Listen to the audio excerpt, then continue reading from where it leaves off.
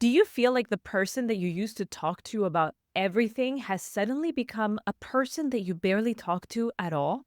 After a baby, it is so easy for conversations to switch to survival mode. Did you grab the diapers? What time is the pediatrician's appointment? Instead of moments of connection. And when this happens, it's not just the silence that grows louder, but it's also the distance that keeps on growing between the two of you. If you found yourself wondering, when did we stop talking? Or maybe even worrying, is this how it's going to be from now on? Then let me tell you that this is something that a lot of couples go through. Parenthood changes everything. It changes our priorities, our routines, and yes, our relationship to ourselves, to our partners, and to everyone around us, really. But the good news is that if this change has brought on distress, it doesn't have to stay that way. Hi there. If this is your first time here, welcome to the Parenthood and Relationship Podcast. I'm your host, Markella Kaplani, a psychologist, a parenthood and relationship coach, and a parent myself. Together, we explore the transformative journey of parenthood and its profound impact on our relationship with ourselves, our partners, and our children, so that we can be present and show up as we envision without having to do more. Let's get into today's episode. In today's episode, we're going to unpack why communication breaks down after a baby. We'll talk about the most common signs that something deeper may be going on, because that is something that a lot of couples worry about. What I hear a lot is, what if we never loved each other in the first place? What if I married him or I married her because I was insecure and I didn't think that I could make it with anybody else, that this was the best shot I had? Were we maybe not compatible and I just realized it now? So we're going to look into the root causes of this distance growing, because it's barely just because of the sleepless nights. And most importantly, I'll share tested and transformative ways to rebuild that connection. The way we communicate as a couple sets the tone for the entire family system. And so it becomes crucial to make sure that we look into ways to spark that love again. And before we dive in, just a small reminder for you to sign up to my newsletter. It is packed with tips and tools, and it's there to complement the episodes that we have here on the podcast, giving you some exclusive strategies that you could use in order to implement what it is that we talk about here. The link is in the show notes, so don't miss out. Let's get into it. Let's start with the foundation. Why do communication breakdowns happen after a baby arrives? Why is it that so many couples, even after the babies have grown into toddlers, still find themselves not being able to connect the way that they used to? The short answer is parenthood changes everything, and with that, our relationship to our partners too.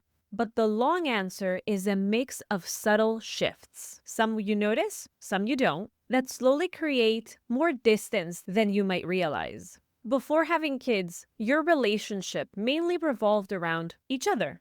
You had time to share your thoughts, laugh at inside jokes, and connect without interruptions. There was space for curiosity about how the other person is feeling or what they're going through.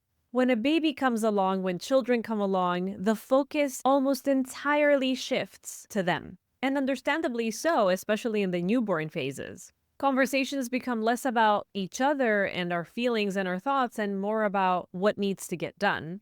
This is all very necessary. But at the same time, it starts to feel like your relationship is running on autopilot rather than with intention. And of course, while it's not the main reason, sleep deprivation is no joke. It's like living in a fog. And so even the tiniest of conversations after a long day of doing all the things can feel like an effort. And so it might be that one of you does try to have a deeper conversation. One of you does try to reconnect the way that you used to, but the other one is too exhausted to engage. It's not about not caring, it's about sheer survival mode. However, it's very easy for the partner that did try to engage to feel like they are no longer as loved, as cared for, and to then retract and not attempt again. Here's the thing, communication struggles after children are entirely common, but they're not inevitable. So while there is that one reality where all the couples around us seem to be doing just fine, and we don't know what's behind closed doors, but seeing them this way, we assume that we might be the only ones experiencing this problem. There's the other camp where we start to see couples having issues. We have friends who have shared with us the struggles that they're going through. We find commonalities. We feel validated in what it is we're going through. And then it's almost as if we start to feel like, okay, this happens to everyone and it's just how it's going to be. So I want to make sure that we find the middle ground. Yes, it's very common that we will have some issues in our communication after having children. However, that doesn't mean that just because it's common, it is something that we cannot avoid or we cannot salvage if we've gotten there ourselves. It's like I said before, if you guys have stopped talking, if you feel that there's a distance between the two of you, don't go back over analyzing whether you made the wrong choice in the first place, whether you no longer love him or you never loved her in the first place. These are things that are going to make things worse. Our brain does this thing where it is trying to understand what's happening. And so it goes into this mode where it attributes meaning to the things that we feel. And so now I may feel very uncomfortable in our relationship the way that it is. I may feel distance from you. But then my brain starts to think, where did this form? Is it just the kids? I don't want to blame the kids. And so what it does is it goes back and it starts to overanalyze. Did I not see the signs before? Were the signs there? Did I not care? Why did I not care? Maybe I was too insecure to look elsewhere. Or maybe we never really connected in the first place and we just had some nice pastime together that we can't have now that we have the kids. And so we connect on no level. And do I want these values to be passed down to my children now that I'm figuring out how different we are? And it just starts to spiral. And it begins to feel like there is nothing that you can do other than separate. But I'm here to tell you that there were things that connected you to one another that are valid and are true, even if your worst case scenario is also true. Both can coexist. And it's also very important to note this, that communication struggles often look very different to one partner versus the other. A lot of times I get couples coming in where usually the wife is going to feel like, my God, we can't communicate at all. And we seem to be so different. And where the husband, usually, not always, but the husband will say, I thought we were fine. I think we're okay. I think this is something we can get past. And so you might have this one person that completely shuts down and avoids conversation because they don't feel like they've got anything good to say. And because, in a way, they are preserving the relationship, or so they think, right? They are thinking that if we don't have conversations where I hear something that will disappoint me, then we can at the very least put a pause on these problems that we're facing so that when we have a little bit more time for one another, we can maybe pick it up from a different place, from a different state of mind. The other person, on the other hand, may be going the completely opposite route. They may be pushing for conversations, for discussion, for forms of connection that don't necessarily feel natural but feel needed.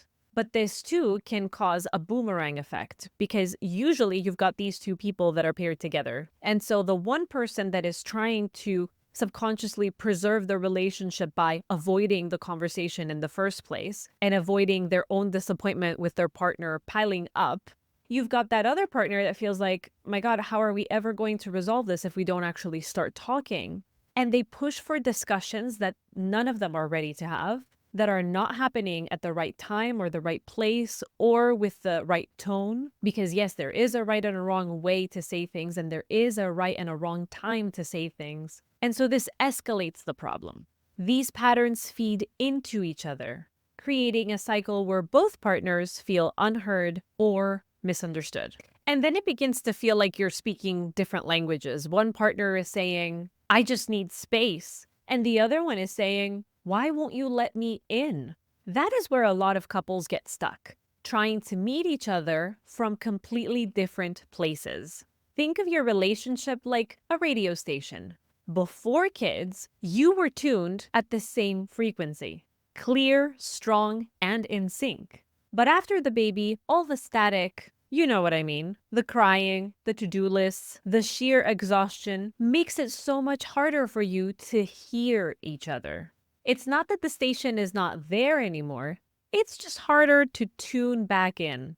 The good news is that you still have the capacity to change the dial. It's not broken. The static is eventually going to clear out by making a few shifts. But, as you can understand by what I just said, this needs intentional effort to cut through the noise and to reconnect. And so, just a quick reality check here. I know that some of you may be thinking, isn't this just how it's supposed to be? What I was saying. I've heard this before. A lot of couples go through this.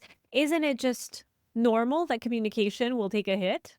Yes, it is normal, but you don't have to settle for silence and for distance. The changes you're experiencing are opportunities for you to grow and develop together, not something that you have to endure. So now let's move into looking at what exactly does communication breakdown look like. Sometimes it's not as obvious as silence or very big arguments. It's the little things that point to something bigger. In fact, more often than not, they're subtle patterns that build up over time, chipping away at the connection that we once used to have. The first sign is where we have functional conversations only, the logistics. We discuss who's picking up what for the baby, who's doing dinner, when the bills are due, but there's no room for emotional connection and for curiosity for one another. It becomes more like running a business together instead of building a life together. Necessary, yes, but fulfilling, not so much.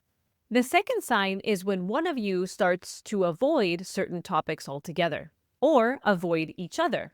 So avoidance might look like withdrawing from certain conversations or topics that feel difficult, or brushing off opportunities to communicate and connect because it just feels easier and maybe even safer to stay in our own bubble.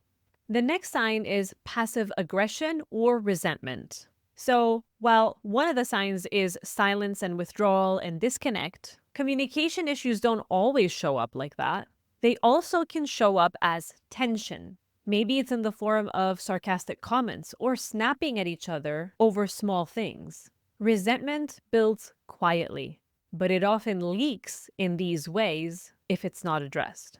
And while there are many other signs, I'm sticking to the common ones, so let me give you just one final sign. Feeling unheard and misunderstood. You might feel like every time you're trying to communicate, it is either misinterpreted or misunderstood or even dismissed. Maybe you're opening up by saying how tired you are, and then your partner responds, well, I'm tired too, instead of validating what you're saying and being curious to learn more. Not necessarily support you, not necessarily offer a helping hand. Maybe they are drowning just as much. But at the very least, what we're looking for when we try to make these little pockets of connection is to feel heard and to feel like our feelings are being taken into account. That's all. I'm thinking of this couple that I worked with. Let's call them David and Lisa. After their baby was born, Lisa felt like she was carrying all the mental load of parenting herself. Every time she brought it up to David, he felt like he was being blamed from his point of view. And so he would answer, I am doing my best. Meanwhile, David felt like Lisa's comments were an attack on his effort and his willingness to support her and their baby. So he started avoiding conversations altogether. He knew that if he allowed for the conversation to happen, he would begin to feel resentment because he would feel like his contributions are not being seen. Do you see how it's a protective mechanism? In a way, at least. It wasn't that they didn't care about each other. It was just that their communication styles had completely diverged, and the way that they were expressing their needs was starting to feel like an attack on one another. Lisa was looking to be acknowledged and to feel like she's in a partnership where she can release, not necessarily have David hold more, but at the very least, release. For David, what he wanted was to not feel like he's failing all the time. Once they recognized these patterns and how they triggered one another, they began addressing what was really going on under the surface, what their real needs were, and then they were able to communicate them in a way that didn't trigger or hurt the other person. And you can see that then, of course, this creates a much bigger willingness for the partner to listen to what it is that I want to share. Communication breakdowns don't happen overnight. It's not like one day you suddenly stop talking. It's not like one day you wake up and you start to feel like there are narcs all over the place that you cannot step on, and so you decide to stay put and not speak. The missed opportunities to check in, the assumptions that go unspoken, the small irritations that snowball over time, that is what leads to communication breakdown. So I invite you to look at this without blame for yourself or for your partner, and to start to recognize, is anything like this going on for us too? If we catch the leaky faucet early enough, we can prevent the house from flooding. Sure, it's inconvenient that I have to deal with it now. Sure, it's not such a big problem in the now, as it leaks just a little bit. It hardly even shows up on the bill. But eventually, the pipe could erupt. And so eventually, I might have a much bigger problem in my hands. So it's better to look at it now with bravery and courage. Because when I look at it at the time that it's escalated, it feels like there's no going back. It feels like it's too much to handle. And this is why we have that grave statistic where it has been reported that couples go to couples therapy 6 to 7 years late. And that's because we allow the leaky faucet to keep on dripping. And only after the pipe has erupted do we think, hey, I can't fix this on my own. I need to call in a professional. But the professional, despite their experience, is going to need time to clear this out. And we don't know by the time that all the water has cleared out what other damage it has caused in its path. What other things will now have to be fixed. You get the idea. Okay, so now let's briefly talk about the causes of communication breakdown. Because it's rarely just about the sleepless nights or the endless diaper changes. It's about what's beneath the surface. The main cause, and the one that we recognize the least because we don't talk about it, and the one that I like to talk about in this channel, is the emotional shifts, matrescence and putrescence. It's the identity change. The transition that we experience into motherhood and fatherhood does not speak about just physical experiences. We experience deeply emotional, mental, and psychological changes as well. We might feel like we've lost our identity, feeling like we have to be everything for everyone, being sucked into what society expects of mothers and women, but also of fathers and men and how they're supposed to show up in the family. And so you guys may also feel just as burdened. These shifts that we experience on a personal level make it so much harder for us to communicate as a couple because of the internal upheaval that we're experiencing. And because as I change and as you change, our dynamic is also shifting. It needs rearranging. And we don't take the time, we don't have the time to upkeep and to review. We can make the time, but we don't. Because this isn't at the top of the priority list. But before we even get there, we don't recognize it as a problem. In fact, we think that if our relationship is strong enough, if we were ever truly deeply in love, if we really still care about each other, if the love is there, then that should be enough. And honestly, does this work in any other relationship? Do we think this way about our friendships? Even with your closest friend, that one friend that you may have lost touch for a year, but then you sit down for a coffee and it feels like you guys connected again as though it was yesterday that you had just talked. But still, you know that if you don't want to lose this friend, you have to do some kind of work. You have to do some kind of effort. And it's normal there. It's even normal when we think about it with our own parents. You move out of the house, you have your own family, but you still think, well, every once in a while, we should be having Sunday lunch or dinner together. I should be calling, checking in. I need to respond. I need to have those touches of communication. And so I wonder a lot of times why we don't think about it that way with our partners. There's a lot of ego and a lot of pride that comes into this. With our partners, we are reenacting a lot of our own traumas.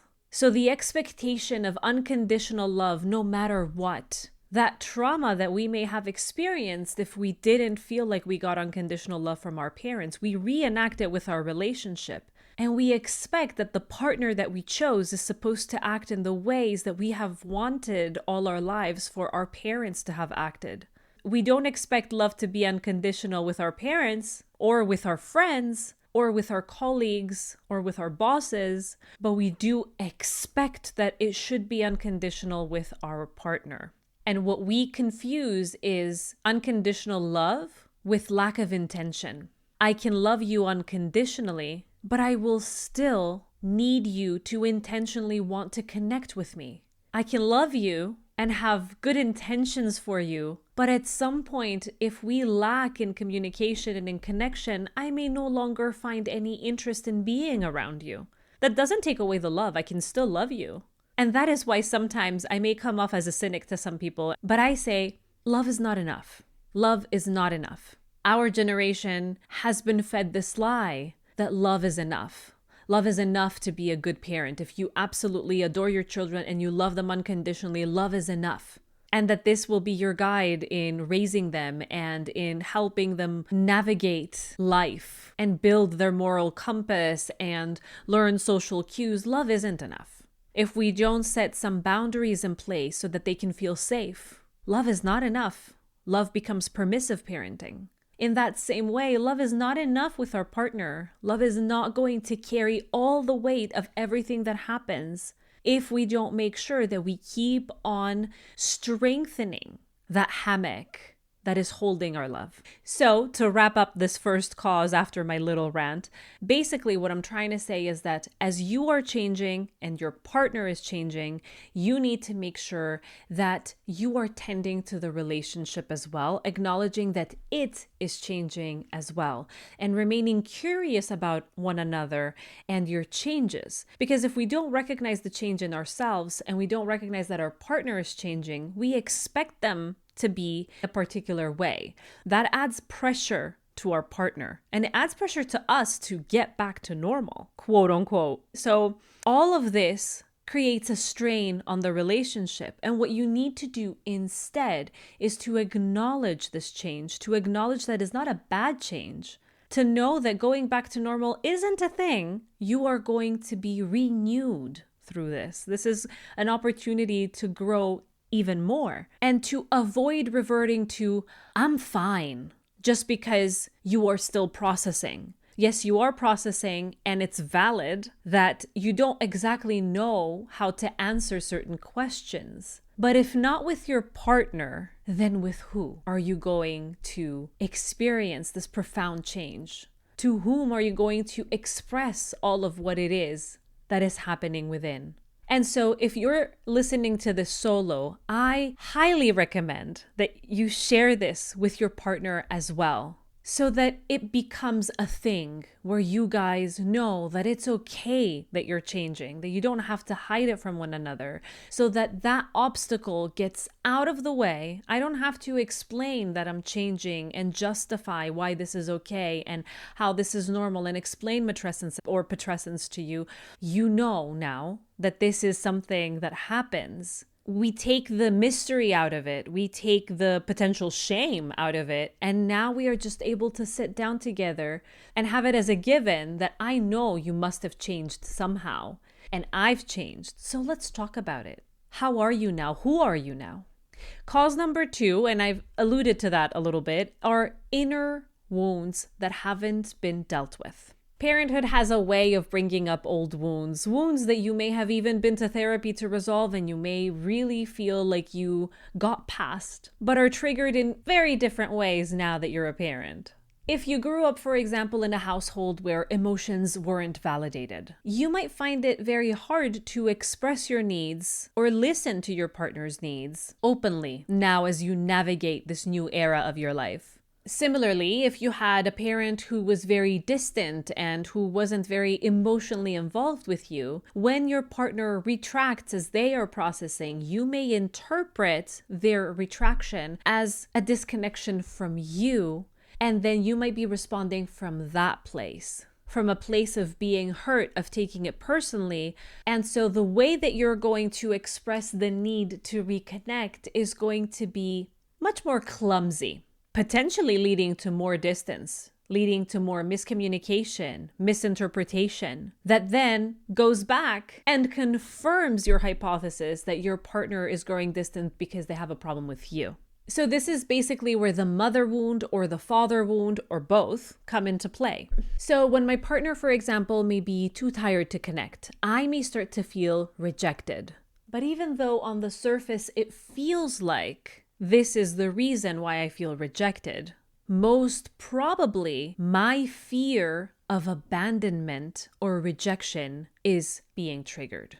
And so instead of calmly addressing this need that I have to connect with you and being able to accept that, yes, I want to connect with you too, but this is not the time. And then me being able to calmly say, okay, let's make the time. How can I support you so that you are a little less tired because I also need this? I may just come out and attack you and say, you no longer show interest in connecting with me. You no longer care about me. You're all about work, or you're all about the kids, or you're all about the logistics, and you don't make time for me. And when I come out and say it this way, well, my partner is obviously going to become defensive. A lot of times the comeback will be something along the lines of, well, hey, obviously, I am doing all these things because you're sitting here asking for connection, but who will handle all this mental load? Who will handle all the workload? Who is supposed to care about these things while you are asking to be treated like a baby yourself? Are you jealous of the kids? It becomes a whole big thing. And I wanted to play out these two scenarios so that you can see that coming from a place of my own internal wound is going to then trigger my partner and is not going to lead to the intended result. Not only am I not going to get more time, not only am I not going to get connection, now there's even more distance between us because we both feel hurt by one another. Whereas in the example where I don't have an active wound affecting, influencing the way that I think about your actions, not triggering something that makes me then take your actions personally, I can just come out and very calmly express my need and say, I want to make more time for us and I really need this. How can we make it work? That's it. And this is why a lot of couples experience this paradox. They seem to be having very small disagreements about things that don't really seem like they should be causing such big issues. But these small disagreements spiral into big arguments that leave them feeling as though they're with the wrong person altogether. So if this is happening for you guys, then this is a sign that most probably one of you or both of you have some unresolved inner wounds that need to be addressed. A third cause are the silent assumptions. Yet another thing that I see very, very often in the couples that I work with. There's unspoken expectations, and we've talked a lot about that, but I also want to go into something that I don't think I have mentioned before, which is that a lot of times we think we understand something and we make an interpretation in our head, and even though we aren't sure if that is really the case, we avoid asking, just directly asking our partner if this is what was wrong. So as an example, I'm actually thinking of a couple that I saw last week. They were having that session where I see them separately. And if you don't know, I have the signature program, the Couples Intensive, where I have couples see me together the 1 week in a double session so that we have enough time to address issues. But then I also have them see me separately the week after. And then that keeps on going on in this zigzag motion of together and separately, together and separately. And the reason that I do this is because when I get to see them separately, we uncover those inner wounds that are personal to them from their own generational trauma or their childhood trauma, or just not even trauma, even experiences. So I was seeing them separately and they both brought forward the same issue. They were both very hurt and upset about an issue that had happened in the days prior. And what I got to see and what I got to tell both of them was, have you expressed this to your partner in the way that you're telling this to me now. Because what happens a lot of times is we go to our friends or to our parents, our siblings, whoever, our therapist, and we talk about what happened. And we can say it from a place of security. But when we go to our partner, we are either aggressive or passive aggressive, or we filter out what we say, or we decide not to say anything whatsoever. So in this particular case, there was an interpretation made. Oh, I was yelled at by my partner for doing X. And I think that it was crazy that they yelled at me because I don't think X is wrong. Is it, Markella? And so I always make sure to tell everyone that I'm not a judge and I'm not going to sit there and defend something. And even if I did, that would be my own personal opinion about something. And hey, this may be something that happened in my household and I may be completely biased. You don't want my opinion necessarily. But in that specific scenario, I was able to objectively say, if I take a step back as a third person, the way that you are describing the situation, I can tell you that no, there was nothing wrong about X, but I'm willing to bet that your partner didn't yell because of X specifically, not about the content. What they got aggravated about was potentially the tone or the way that it was said, or the timing or the setting, or so many other things that come into play that because I've seen you guys enough, I can read between the lines and I can make a small prediction that there was something else there. And so what I invited this particular client to do in that moment is to consider, did I ask my partner what it was that bothered them? Since I am so confused, did I make sure to then, at a later time, when we're both calmer, to revisit the issue and ask, hey, you know what? I am not sure why this argument happened, and I'm not sure what I did wrong. And I want to ensure that I don't create any other such argument, at least on my end. So I want to understand where I was wrong, and I apologize, but I don't know what it was. Break it down for me, please. But it may have been convenient to think of the partner as crazy. It may have been very convenient to focus on what most people would objectively say was okay. There was no reason to be agitated. It wasn't the content of what this person said that was the issue.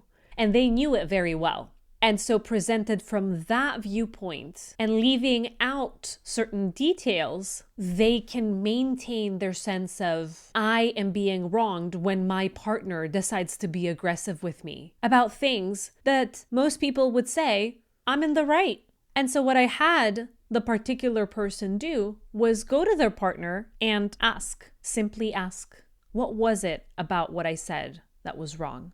And of course, they got the answer that I was expecting, which was that there was a tone that was demeaning about what was said. It wasn't what was said. What was said was actually correct. Their partner confirmed that they were right in what they were saying, but the delivery was off. The delivery was passive aggressive. The delivery was carrying, in the partner's opinion, wounds that were being passed on. And so it's really, really important that we don't let things be assumptions and that we question, why am I willing to talk about this to my therapist, to my friend, to whoever, but I haven't actually sat down with my partner and revisited the issue to ask what went on there. And so this does take a little bit of work of taking responsibility for our own part and of cutting down a little bit of our pride and of our ego.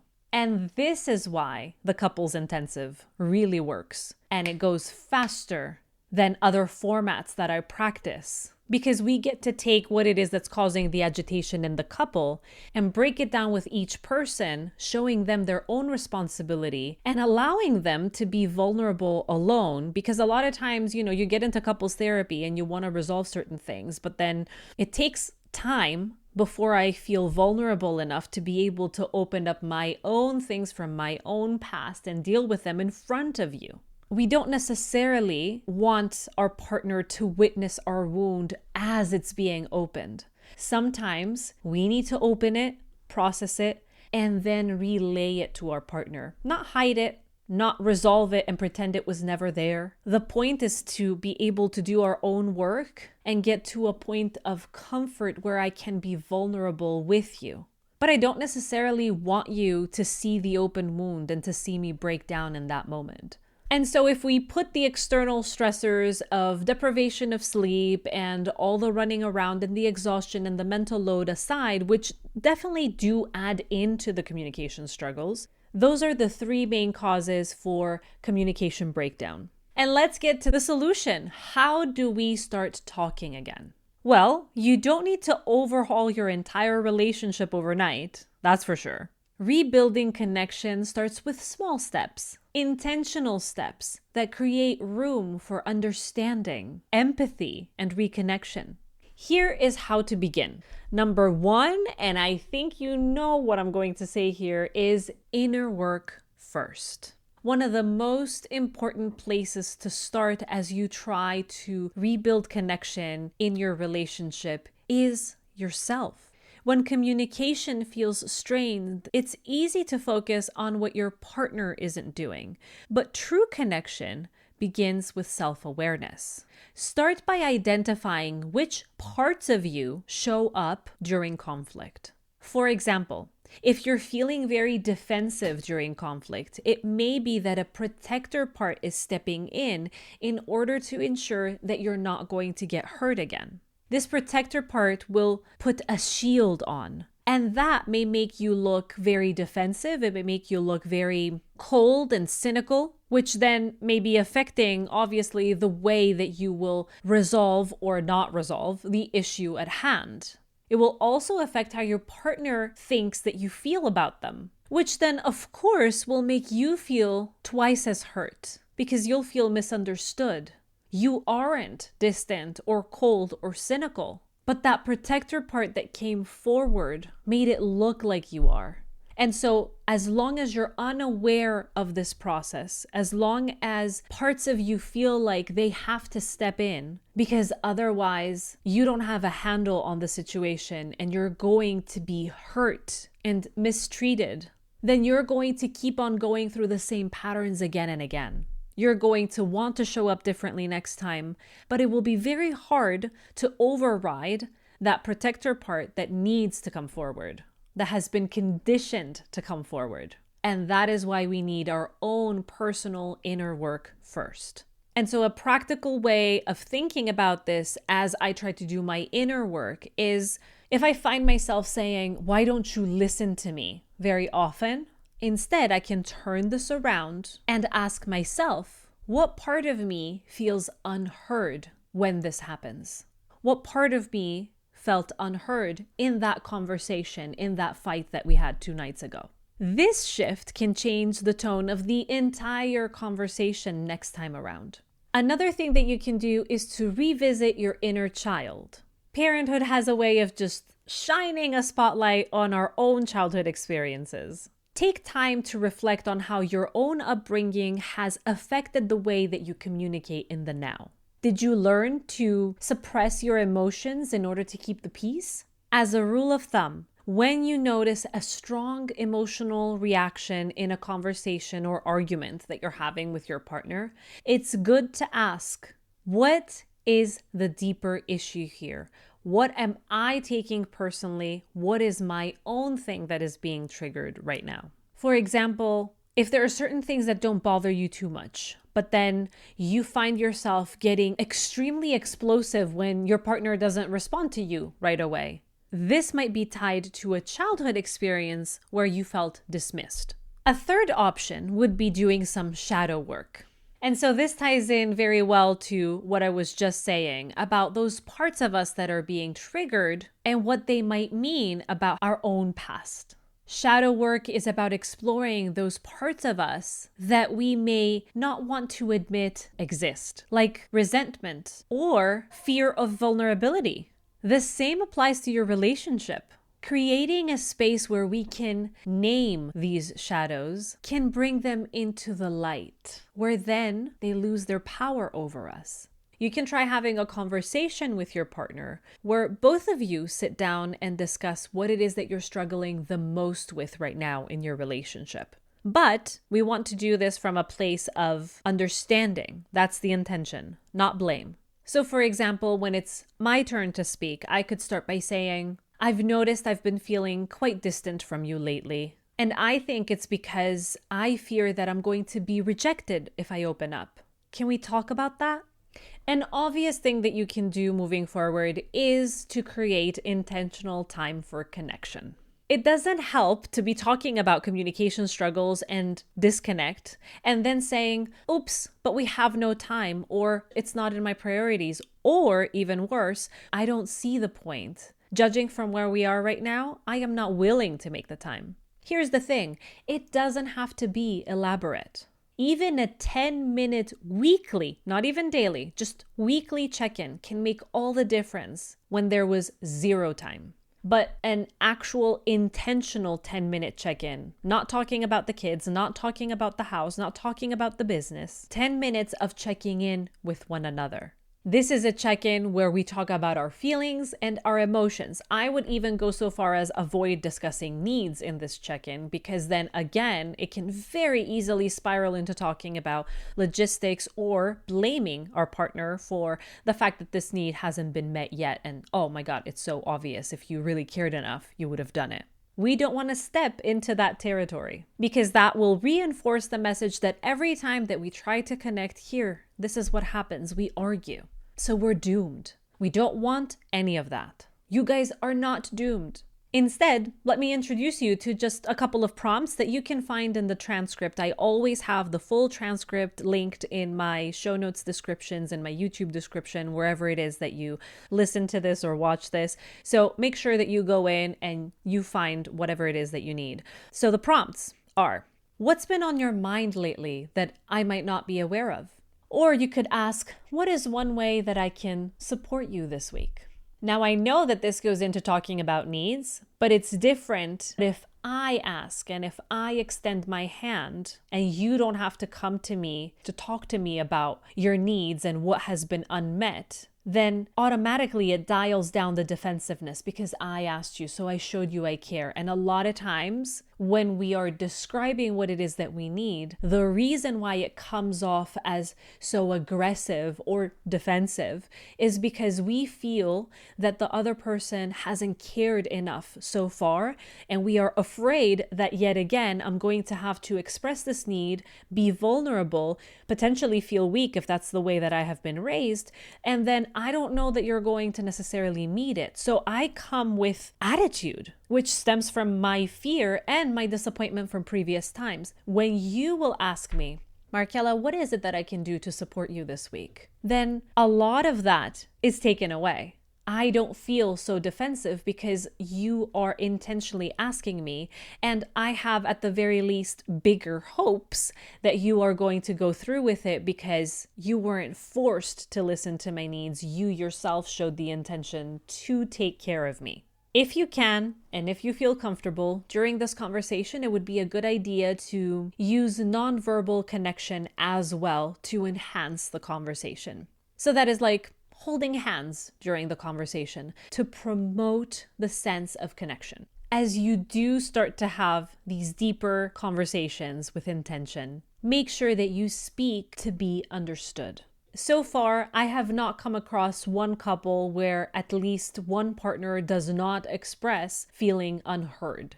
But a lot of times, the reason why we feel unheard also has to do with the way that we approach the conversation, the way that we speak our minds. Preconceived notions and fears and our own other deeper wounds may be affecting the way that we express something and therefore affect the way that it is received by the listener, our partner in this case. The number one thing you want to do in this case is to avoid blaming statements. So I can complain all day long that my partner doesn't listen to me and doesn't take what I say into account. But if I start the conversation with, you don't help with the baby, I am already putting him in defense mode. He is going to feel blamed. He's going to feel hurt. He is going to feel unacknowledged for what it is that he believes he's been doing versus what I believe he hasn't been doing. And so now he has shut down. And I blame him for not listening, and I blame him for not taking what I said seriously or into account so that he can change.